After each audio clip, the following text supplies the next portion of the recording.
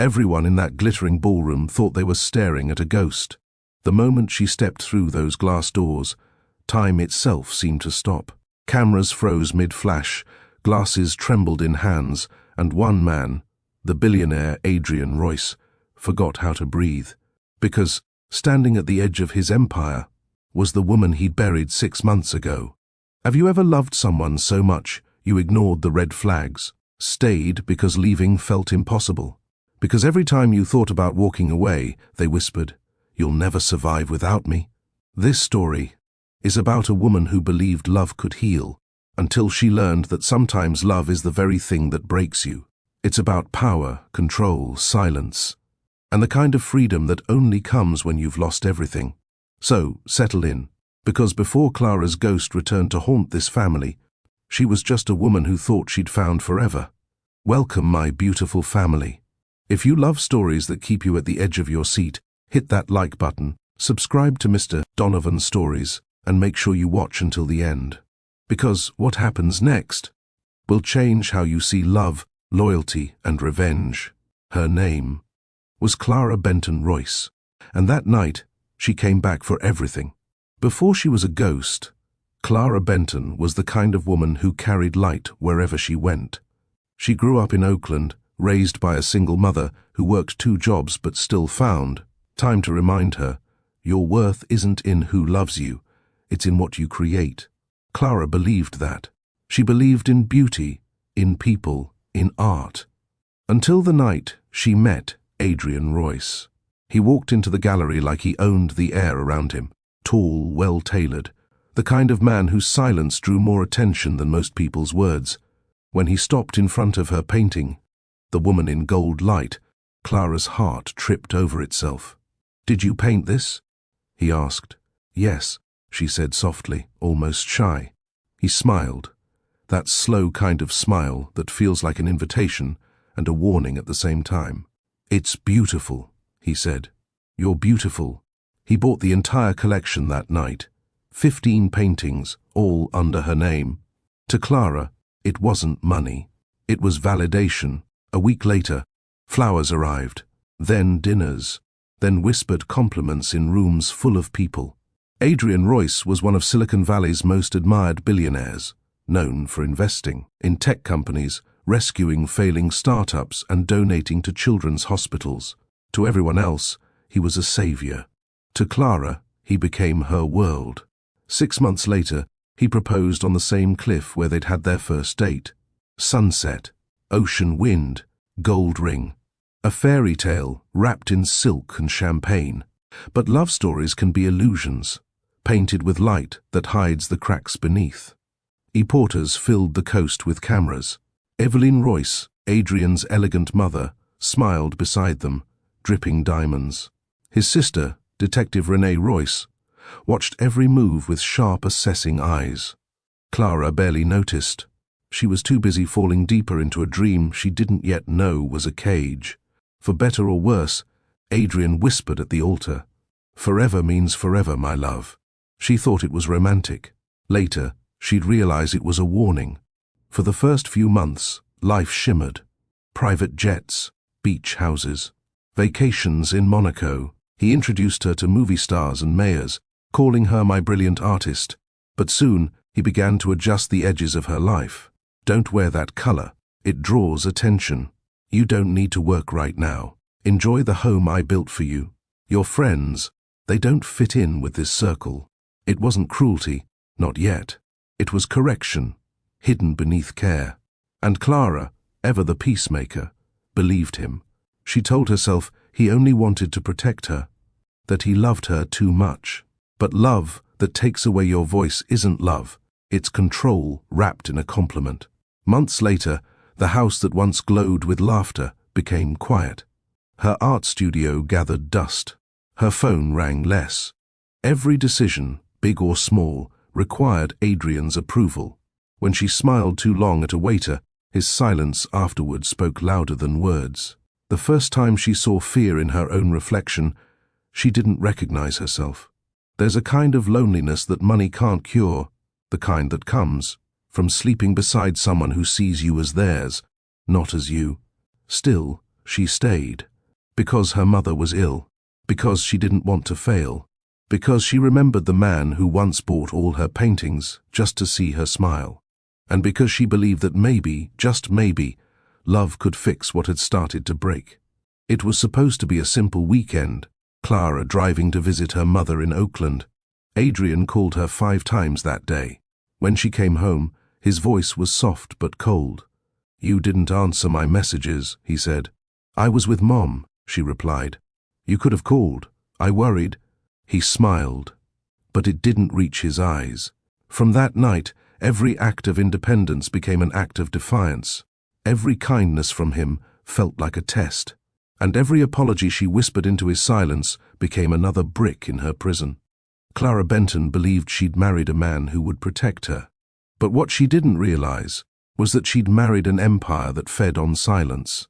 If you've ever seen how love can turn into control, drop A in the comments.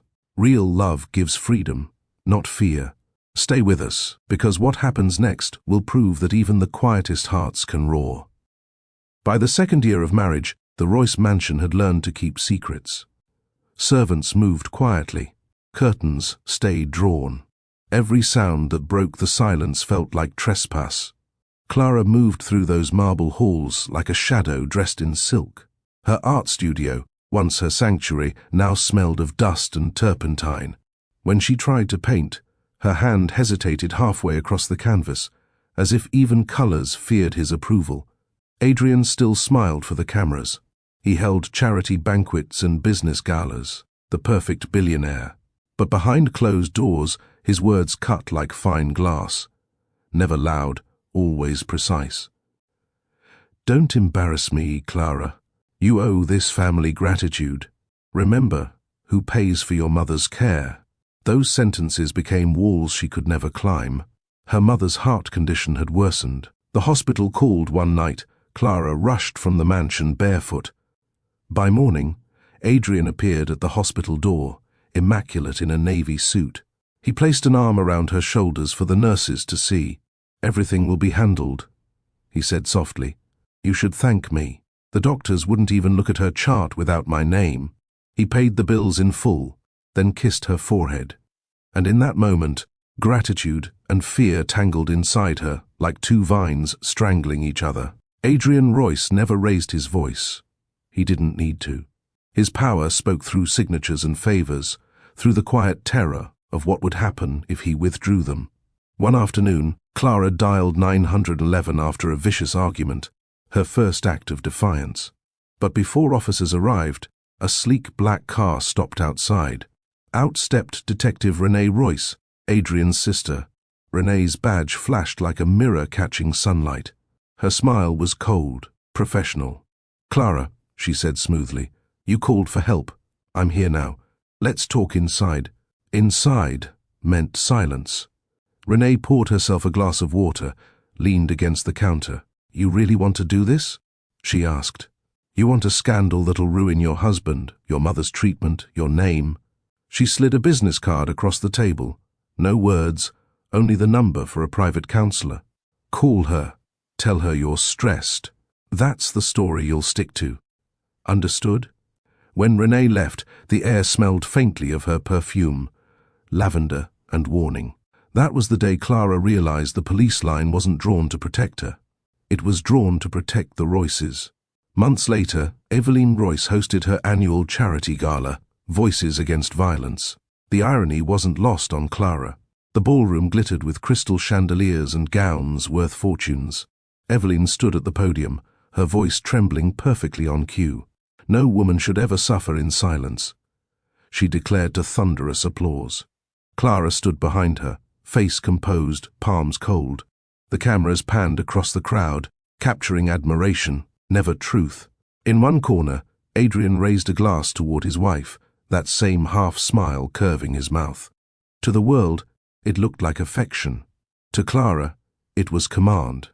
Keep smiling. Applause became the loudest silence she'd ever heard. After the speeches, reporters circled Evelyn like moths around virtue. Clara excused herself, stepping out onto the terrace. The sea wind whipped at her hair, and for the first time, She wondered how far that cliff below really was. The next morning, Clara began collecting things: a spare phone, copies of receipts, a hidden flash drive tucked inside a paint tube. Every click of her camera, every screenshot, was a heartbeat of courage. She painted again, abstracts in red and black. Each stroke was a secret scream no one else could read. That night, Adrian knocked on her studio door. "Painting again?" "Just clearing my mind," she said. "Good," he replied, stepping closer. "A beautiful mind should never forget who made it possible." His fingers brushed her cheek. She didn't flinch. Not this time. Inside, a quiet decision had already taken root. When love turns to fear, and fear turns to quiet planning, that's the moment survival begins. A month later, her mother passed away peacefully in her sleep. Adrian arranged the funeral, the press coverage, even the flowers. During the service, Clara's hands trembled as she clutched the folded program. After everyone left, she whispered to the gravestone, "I'm sorry I couldn't save you, but maybe I can save myself." The wind carried her words like a vow. That night, she booked a motel room under another name. She never returned to the mansion until the storm. Outside, thunder rolled across the Pacific. Inside, the Royce estate slept, believing its secrets were safe. But somewhere along that winding coastal road, headlights cut through the rain. The sky had been threatening rain all afternoon. By evening, the horizon was a bruise of violet and grey. Clara Royce packed her mother's photo, the hidden flash drive, and the courage she had left. She had spent weeks gathering proof: emails, voice recordings, shell, company transfers that linked Adrian's charity to offshore accounts. It wasn't revenge she wanted. It was truth. Truth to free herself, even if the world refused to listen. She left a note on the kitchen counter: "I'm leaving. You'll hear from me soon." Simple, quiet, final. The household slept as she slipped into the garage, keys trembling in her hand. Outside, the storm finally broke. Rain hammered the windshield as she drove down the winding coastal road, the same one where they'd taken wedding photos, laughing under sunlight. Now, the ocean below was black and merciless. Freedom, she thought, doesn't come with wings. Sometimes it comes behind the wheel, in the middle of a storm, when you decide to stop turning back. She reached for her phone, ready to send the files to a reporter she'd quietly contacted, when headlights flared behind her. Too close. Too sudden. The world became noise: screeching tires, metal twisting, glass exploding into rain. Her car spun once, twice, then silence. Only the sound of the sea roaring below. When she woke, everything smelled of smoke and salt. Her vision blurred. Blood pulsed in her ears. A man's voice shouted from somewhere above, but she couldn't answer. Her fingers grazed the flash drive in her pocket before darkness swallowed her whole. Morning news spread fast. Billionaire's wife dies in tragic accident. A single photograph filled every screen: Clara's smile beside Adrian's at their last public gala. Inside the Royce mansion, the family convened. Eveline dabbed at dry eyes with a silk handkerchief. Renee scrolled through her phone, deleting call logs. Adrian poured a drink, his reflection staring back from the glass. "We'll keep it quiet," Eveline said. "Closed casket, private ceremony. We'll control the narrative." "And the evidence?" Renee asked. Adrian's jaw tightened. "Taken care of." The Royces mourned with practiced precision, grace for the cameras, calculation in private. They didn't shed tears, they managed optics. At the funeral, reporters whispered about fate and tragedy. Adrian delivered a eulogy polished enough to win awards. "Clara was light," he said, voice cracking perfectly on cue. "A light I'll never forget." The audience sighed. No one noticed the empty weight of the casket. Weeks passed. The world moved on. Stock prices for Royce Innovations soared after public sympathy swelled. Eveline launched a new foundation in Clara's memory, another shield of virtue for the family name. In interviews, Adrian wore grief like an accessory. He spoke of healing, of forgiveness, of finding strength. And behind that performance, A phone buzzed on his desk, a text from a private number. She knew more than you think. He stared at the screen, then deleted the message. He didn't know that somewhere, miles down the coast, under a veil of hospital, light and antiseptic air, a heartbeat still fought to be heard. A small clinic off Highway 9 received an unconscious woman, pulled from the cliffs by a fisherman. No ID, no witnesses, only a locket with the name CB. Dr. Miles Carter examined her injuries: broken ribs, shallow breathing, fractures that told a story of impact and survival. When she finally woke, days later, she whispered a single word before slipping back into sleep: freedom. Miles didn't ask questions. He just wrote Jane Doe, critical recovery on the chart, and promised her silence. The world buried Clara Royce. But the sea had other plans. For weeks, she drifted between darkness and light. Every time Clara's eyes fluttered open, she saw the same ceiling fan turning in slow, patient circles. Dr. Miles Carter was there, steady, unhurried, checking the monitors, reading notes in a quiet voice. He never asked about her past. He only said, "You're safe now. Rest." The world thought she was gone, yet here she was, alive, nameless, beginning again. Eveline's new charity project filled headlines, the Adrian Royce Foundation for Women. Cameras loved the symmetry, a mother-in-law healing from tragedy, turning pain into purpose. Behind closed doors, though, the family's perfect veneer started to crack. "The board keeps asking about the audit," Renee said, laying folders on the dining table. Adrian barely looked up. "Handle it." "We can't keep covering transfers from Clara's trust," she pressed. "Then make them disappear." He turned away, gaze fixed on the portrait above the fireplace. Clara's wedding photo. For a moment, his reflection overlapped with hers, and he looked, haunted, not by guilt, by fear that somewhere, somehow, his control might return to face him. Back in the coastal clinic, Clara began to sit up on her own. Her ribs ached, but strength returned in small victories. A sip of tea, a window open to the smell of sea salt.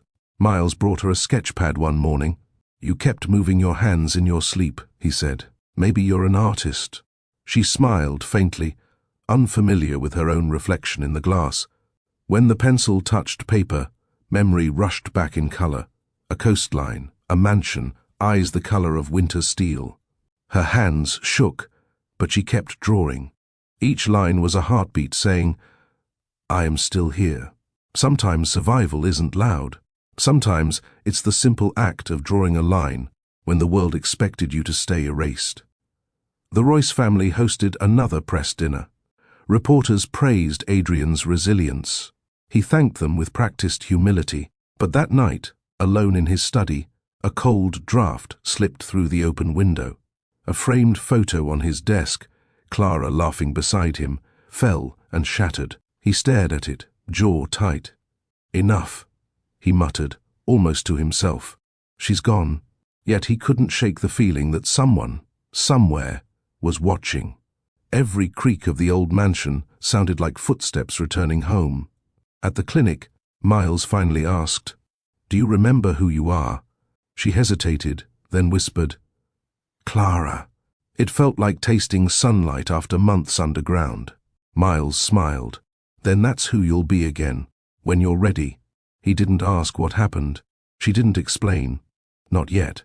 But when he left, she turned to the window, whispering to the waves below, "You buried me alive, Adrian, but I'm not done breathing." Weeks later, a newspaper headline on the clinic table caught her eye. Adrian Royce engaged to entrepreneur Liana Ward. The photo showed the smiling couple, elegant and unbothered.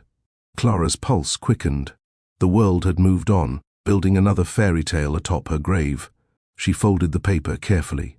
The pain didn't feel like heartbreak anymore. It felt like purpose. Revenge wasn't the goal. Truth was. And truth, like the tide, always finds a way back to shore. By late summer, the ocean no longer sounded like fear. Each tide that rolled against the cliffs whispered a promise. It's time. Clara could walk again. Her body carried the memory of pain, but her mind had begun to heal. Dr. Miles Carter watched her pace the hallway outside the small clinic. "You're strong enough to leave," he said gently. "Where will you go?" She looked out the window toward the highway. "Home," she answered. "But not the kind of home they built for me." She took a bus to San Francisco, hood up, sunglasses hiding eyes the news once knew. No one recognized her. The world had rewritten her name. Billboards for Royce Innovations still hung over Market Street. Each one felt like a lie carved into glass. She rented a small apartment above a flower shop. The air smelled of salt and roses. At night, she wrote in a worn sketchbook, lists of people, places, passwords she half remembered. Every line brought clarity. Every line was a step back toward the woman she used to be. Television screens glowed through her window.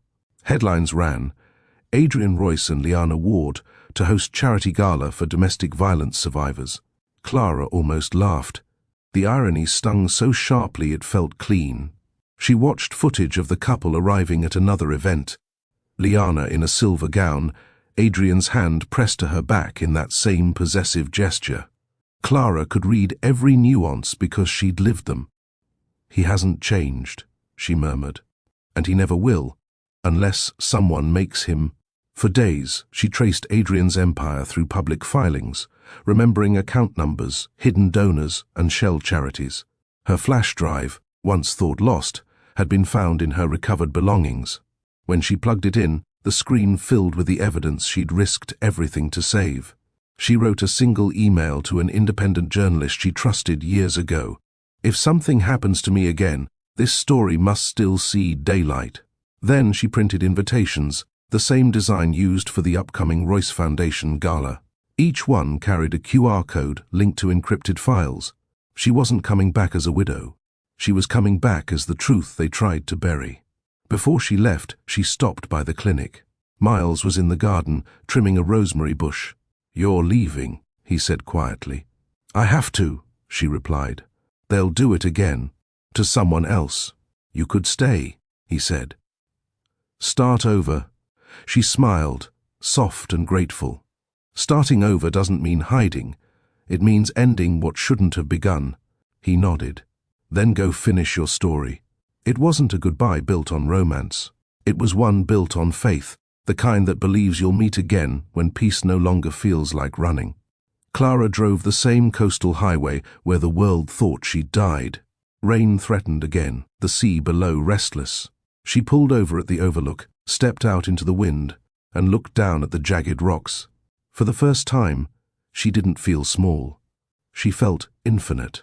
"You took everything," she whispered to the wind. "So I'll take the only thing you truly value, your power." She tossed a single white rose into the waves, a goodbye to the woman who once begged for permission to live. 3 weeks later, gilded envelopes began arriving across the city. Reporters, investors, politicians, all invited to the Adrian Royce Foundation Gala for Voices Against Violence. Inside one envelope, a card read, "Sometimes the voices you silence are the ones that return to speak." No signature, just the date and location. Eveline laughed when she saw it. "Anonymous poetry," she said. Renee frowned. Adrian didn't smile at all, because deep down, he already knew. Some ghosts don't haunt houses, they haunt truth. The world believed Clara Royce was buried under stone and ocean, but she was very much alive. And she was walking back toward the light. If you're still here, hit that like button and tell me in the comments, what would you do if the world buried you alive? Don't miss the next chapter of Mr. Donovan's stories, because the woman they silenced is about to make the whole world listen. 6 months after the accident, the city had a new story to tell. The papers called it "A Billionaire's Second Chance at Love." Headlines read, "Adrian Royce marries tech visionary Liana Ward in a private ceremony overlooking the bay. The world adored them." The picture of elegance, generosity, and rebirth. No one asked what became of the woman who had once worn that same smile. But somewhere beyond those headlines, in a small apartment above a flower shop, the woman they buried was alive and watching. Liana Ward's life looked perfect from the outside. She'd built her own company before 30, earned a reputation for grace and intelligence. But within months of marriage, she started to feel the invisible walls closing in. Adrian's compliments came wrapped in directions. "You're brilliant, Liana. But next time, let me handle the press. Your tone can sound defensive. Wear the blue one tonight. It photographs better beside me." She noticed the staff's glances, how they stiffened when he entered a room. The same silence Clara once lived in had returned, only with a new name attached. History has a cruel way of repeating itself when truth stays buried. Across the city, Clara followed the coverage quietly. Each televised event showed a new version of her old life. The same ballroom, the same smiles, the same script. Late at night, she muted the sound and watched only faces. Liana's hesitant laughter, Adrian's guiding hand, Eveline's approving nod. It was like studying a performance she already knew the ending to. She scribbled notes beside the screen. Same gala sponsor. Detective Renee still present. Pattern repeating. Then, for the first time, she opened a new email draft. The address line stayed blank for minutes before she typed. To Liana Ward. Subject: You are not alone. Days passed before a reply came. Liana's message was cautious, a single sentence. "Who is this?" Clara stared at the screen, heartbeat loud in her ears. She typed, "Someone who once stood where you stand now. If he ever makes you feel small, believe yourself, not him." There was no answer that night, but Clara didn't expect one. Some messages needed time to bloom. She wasn't ready to reveal her face, not yet.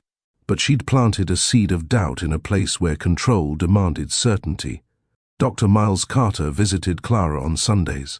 He brought coffee and fresh flowers, the kind gestures that don't ask for anything in return.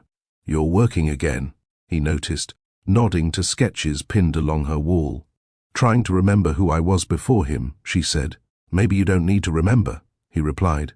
"Maybe you can decide who you are now." She smiled. It was small, real, but behind it lived purpose. Because deciding who she was now meant facing what had been stolen. One afternoon, a news clip caught Clara's attention. A televised interview with Liana promoting a new foundation, flanked by Adrian and Eveline.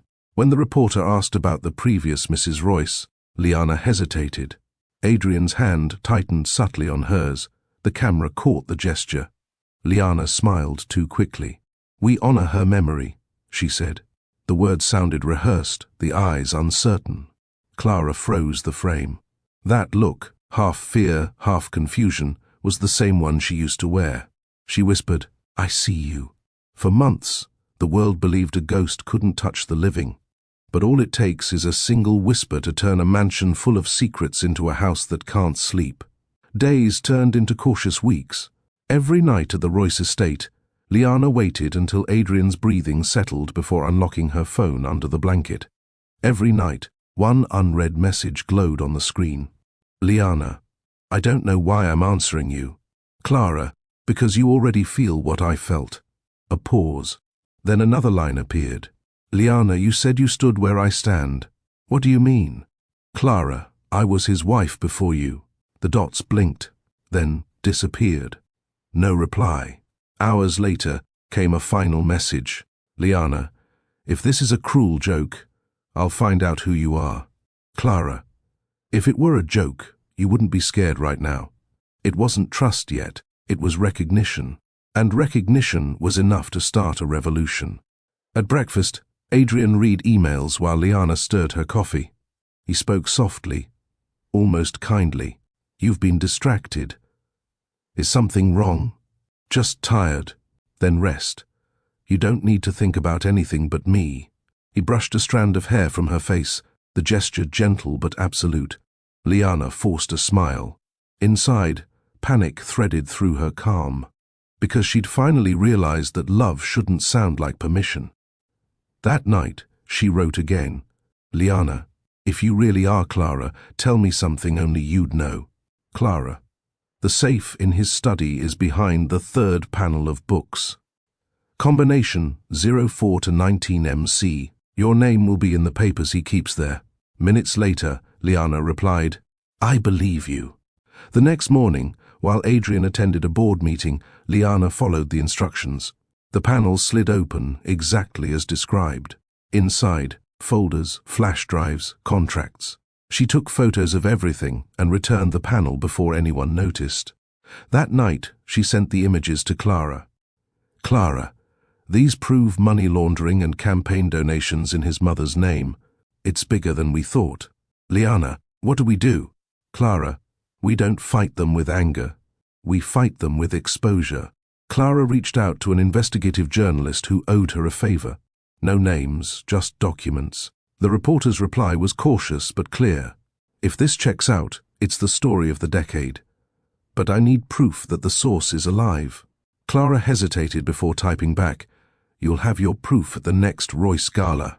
She looked around her small apartment, half lit by the glow of her computer screen. The walls were covered with sketches of faces, blueprints of revenge drawn in graphite. Yet her chest tightened with something that wasn't anger. It was the ache of what might have been if love had been kind.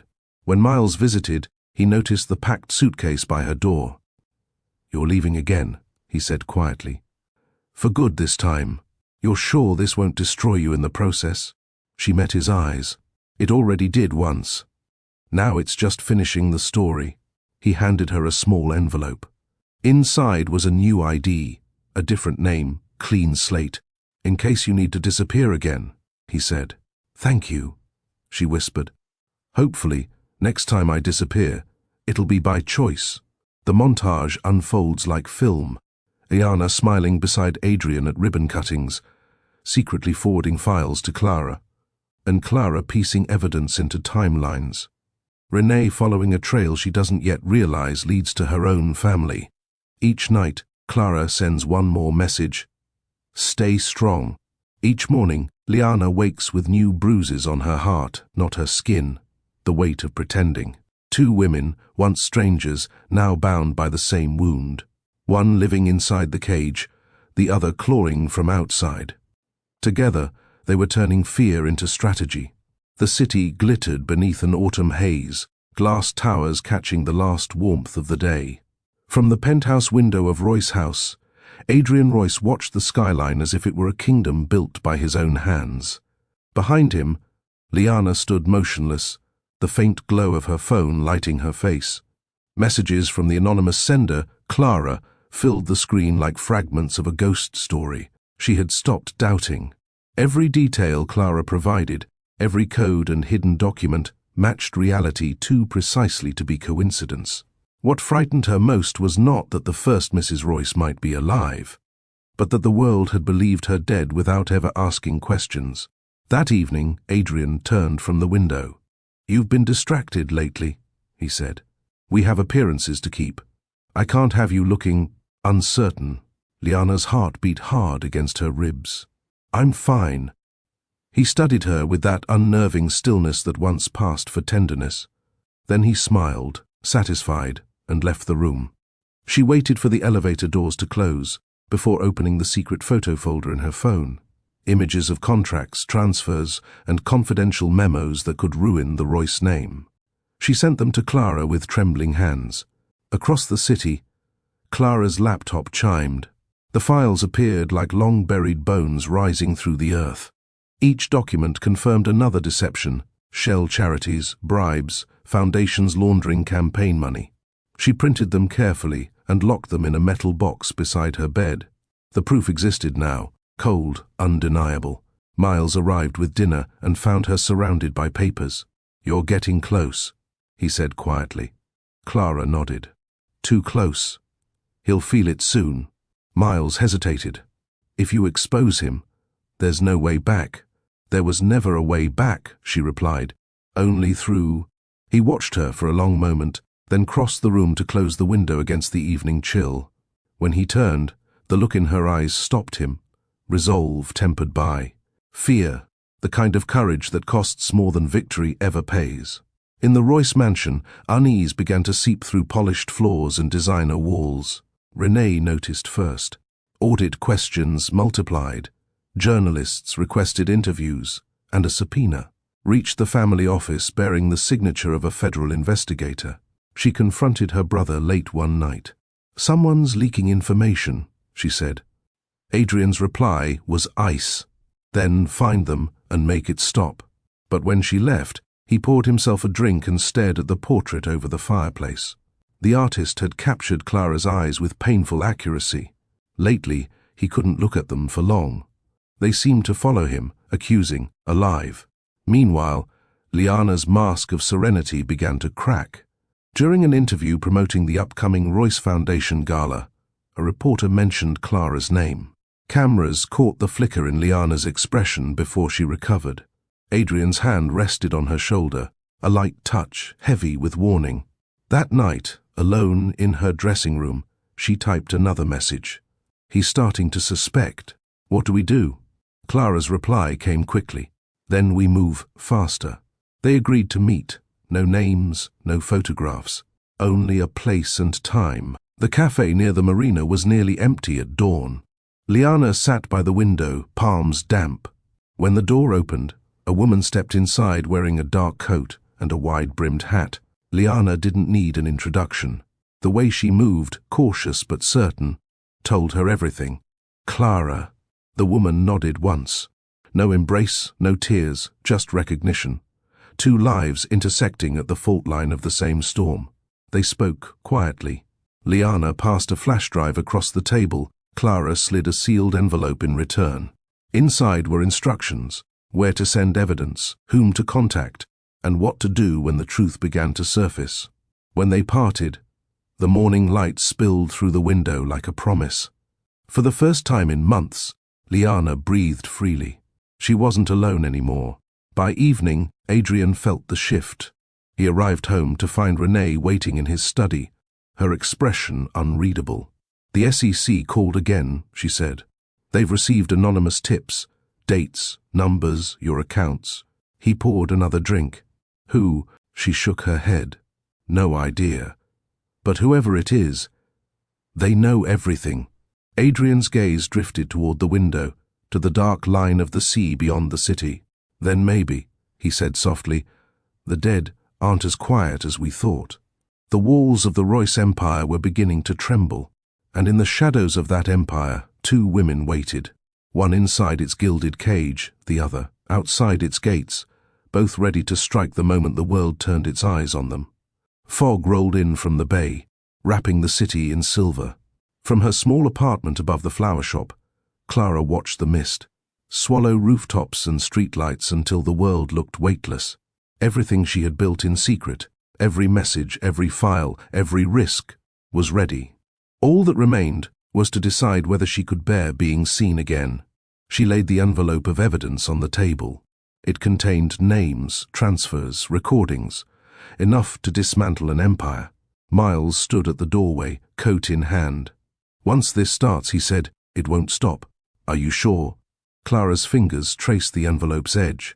"I've been sure since the night they buried me." He nodded, placed his keys beside her. "Then I'll drive you where you need to go." At the Royce estate, preparation for the Foundation's gala filled every hallway. Staff rehearsed lighting cues, photographers arranged backdrops, the orchestra tuned beneath the glass ceiling. Eveline moved through it all like a conductor of perfection. But beneath the order ran a quiet current of dread. Invitations bearing anonymous poetry had arrived again. Same elegant font, same message: "The voices you silence will speak tonight." Renee shredded hers without comment. Adrian kept his in a drawer. He told himself it was a prank, yet he caught himself checking the locks twice before bed. The morning of the gala, a whisper leaked through financial circles. Government investigators were reviewing Royce innovations. Reporters began circling like birds over deep water. Liana watched Adrian take phone calls in clipped tones. He ordered lawyers, dismissed aides, denied everything. When he finally turned to her, the polished calm was gone. "You haven't spoken to anyone?" "Of course not," she said. His stare lingered long enough to make her throat tighten. Then he smiled, a gesture without warmth. "Good. Let's make tonight flawless." She smiled back, perfectly rehearsed. Inside, her pulse raced. The avalanche had begun. Hours before the gala, Clara met Liana one last time at the edge of the marina where fog met water. The air smelled of salt and electric rain. Liana handed her a small silver bracelet. It has a transmitter. One press sends the files live to every outlet we've arranged. Clara took it carefully. You're brave. So are you, Liana said. He'll never see it coming. They didn't hug. They didn't cry. They simply looked at each other, the way survivors do, two reflections of the same endurance. Then Liana turned toward the waiting car that would take her back to the mansion of cameras and lies. Night fell heavy and polished. The Royce ballroom shimmered with crystal light. Guests in evening wear toasted to virtue, unaware that the foundations beneath them were cracking. Clara arrived in a rented sedan, hidden under a black coat. She waited until the speeches began, until Evelyn's voice echoed across the hall. We stand for women who rise above pain and reclaim their power. Clara's lips curved, half sorrow, half determination. She pressed the bracelet. Across hundreds of phones, screens blinked awake. Documents, audio clips, photos, the truth, flooded social media in real time. Confusion rippled through the crowd. Reporters gasped. The orchestra faltered. And then the doors opened. She stepped inside. The room froze. Adrian turned, face draining of color. For a heartbeat, he thought she was a vision, a punishment sent by his own mind. But the murmurs confirmed what his eyes refused to deny. Clara Benton Royce was alive. She walked the marble floor slowly, each step echoing through the stunned silence. You buried me, she said, voice low but carrying. But the truth doesn't stay buried. Gasps, flashes, chaos. Reporters surged forward. Evelyn's glass slipped from her hand and shattered. Renee pushed through the crowd toward her brother, but the police were already at the door. Liana moved to Clara's side, shoulders squared. You're not the only one he tried to erase. For a moment, the two women stood together beneath the chandelier's fractured light, a picture of calm in a storm of voices. The following hours blurred into a storm of microphones, sirens, and headlines. Financial crimes, obstruction, perjury. The Royce name, once synonymous with charity, now dripped through every news feed as a symbol of deception. When dawn came, Clara watched from a quiet pier as the mansion's lights dimmed in the distance. Miles joined her, a paper cup of coffee in his hands. It's over, he said. She shook her head gently. No. It's finished. Over means forgetting, and I won't. The woman they thought they'd silenced had spoken, and the echo of her truth was louder than all their lies. What came next would not be vengeance, it would be freedom. If this part moved you, share it with someone who needs to be reminded that silence is never the answer. Stay with Mr. Donovan's stories. The final act is coming, and it's where justice meets peace. The morning after the gala, New York woke to sirens and headlines. Every screen glowed with the same image, Adrian Royce's hand clamped around his wife's arm as agents moved between the flashes of cameras. For years he had curated his story, benevolent magnate, devoted husband, reformer. Now that story lay in pieces, scattered across news feeds and front pages. In the courthouse lobby, reporters pressed microphones against the marble like relics seeking prophecy. Charity fraud allegations expand. Federal inquiry widens, one headline read. Another, survivor returns from the dead, exposes billionaire dynasty.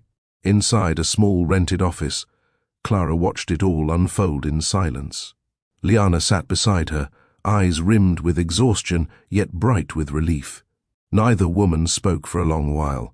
They didn't need to. Outside, the world was finally saying aloud what they had whispered for years. Evelyn Royce left her townhouse flanked by lawyers, her composure cracking like old porcelain. She denied knowledge of the falsified foundations, of her son's hidden accounts, of the silence she'd once paid for. But every denial found a counterpoint in Clara's evidence. Renee, the detective's sister, faced suspension after internal affairs uncovered falsified reports. Her badge, once a symbol of control, was turned in under fluorescent lights. Television panels debated the meaning of power and the illusion of philanthropy. The same socialites who once toasted the Royces now quoted Clara's words about truth and accountability. What had been spectacle was becoming lesson. Weeks passed. In the courtroom, Adrian Royce sat between attorneys, his once polished calm replaced by something brittle. He rarely looked toward Clara. When he did, it was with disbelief rather than hatred, as though her very survival violated a law of his universe. Clara testified steadily, her voice measured. She spoke not of violence but of patterns, control disguised as affection, charity masking greed. She described the way silence grows when people confuse comfort with goodness. The gallery listened, some in tears, others in shame. Liana's turn came next. Her testimony confirmed what Clara had revealed, each fact threading the narrative tighter around the Royce empire. By the time the verdict arrived, guilty on multiple counts, the audience didn't cheer, they exhaled. Justice, in that room, sounded like quiet breathing at last aloud. Outside, Eveline held a brief press statement. Her words trembled. "I believed I could rewrite our family's story with good deeds. I see now that denial is its own cruelty." Then she stepped away from the microphones, her figure small against the courthouse steps. That night, Clara watched the clip on television. There was no satisfaction, only an ache that felt older than anger. She thought of all the women who never lived long enough to see their truth accepted.